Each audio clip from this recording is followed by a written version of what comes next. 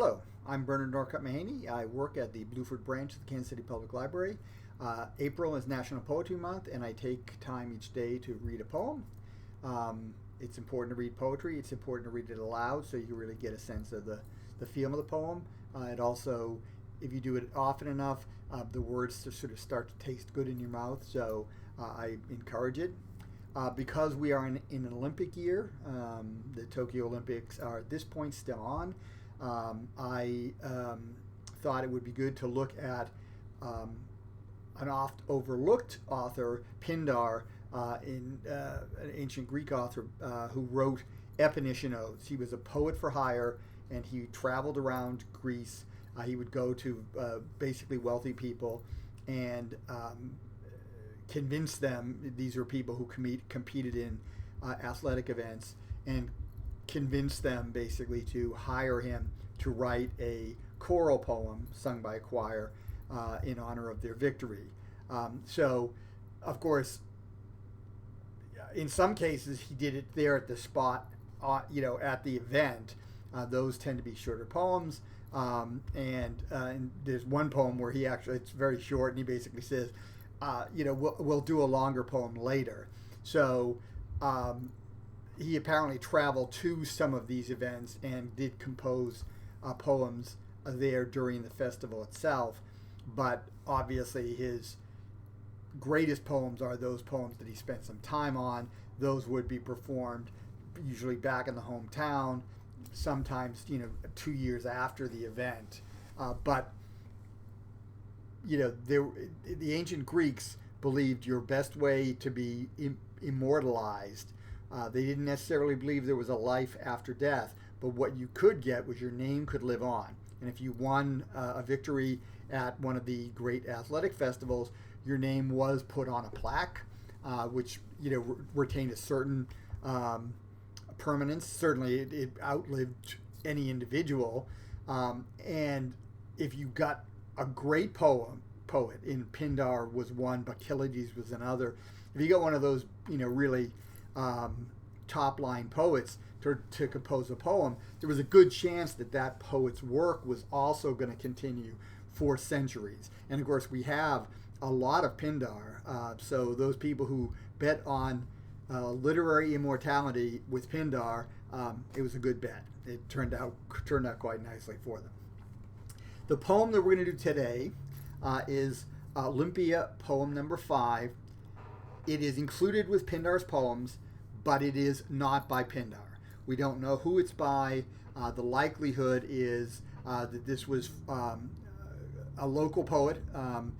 The victor is the same victor that we saw in Olympia number 4, Psaumis of Camarina. This is in Sicily. So this is probably a local boy from Camarina or from somewhere else on Sicily who tried his hand at victory poems as well. So we don't know who this person is. Because Pindar had written a poem for Psaumis, Didymus, a scholar at Alexandria in the 1st century BCE, chose to include it.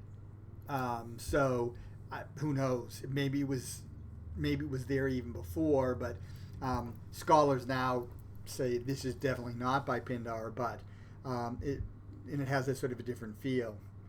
But at any rate, here goes.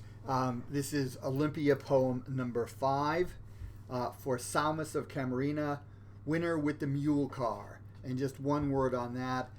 There were chariot races where you were in a chariot pulled by 4 horses. There were also mule car races where you were you were in a cart pulled by 2 mules. Obviously, this would be more, less vigorous than the chariot races, and I don't know how long they were. The chariot races were 12 circuits. I'm guessing the mule car races were quite a bit shorter than that because mules don't go as fast and they're not likely to go quite so far.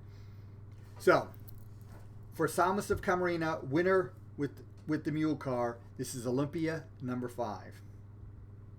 Of lofty triumphs the highest and sweetest won at Olympia, O daughter of ocean, with smiling heart, welcome. And the gifts of the unweary-footed chariot, and of Psaumis, who honors thy town, Camarina, nurse of its people. And hallowed the 6 twin altars at the gods' greatest feast, with sacrifice of oxen and the struggle of games on 5 days, with horses and mules and the single rider. For thee, tender glory, he laid up by his victory, and he proclaimed his father Akron and the new-built city. Coming from the lovely precincts of Oenomaus and Pelops, O Pallas, supporter of cities, he sings of the holy grove, thy river, Oenus, and the pools of the land, and the hallowed channels with which Hyperus waters thy host, and wells swiftly together the high-limbed avenue of well-built halls, bringing this people of citizens from perplexity to light. Even in noble causes the toil and the cost contend against a task wrapped in danger. But if men prosper, their townsmen think them wise. O Saviour Zeus in the clouds, dweller on Cronus' hill, who honorest Alpheus' broad stream and Ida's holy cave, suppliant to thee I come to the strain of Lydian flutes. To ask thee to deck the city with renowned manhood, and thou, Olympian conqueror, delighting in Poseidon's mares, mayest thou carry to the end a high-hearted old age, Psaumis, with sons at thy side. If a man waters healthy happiness, content with his possessions, and adding glory to them, let him not seek to be God. So that was Olympia 5 to Psaumis of Camarina, winner in the mule car.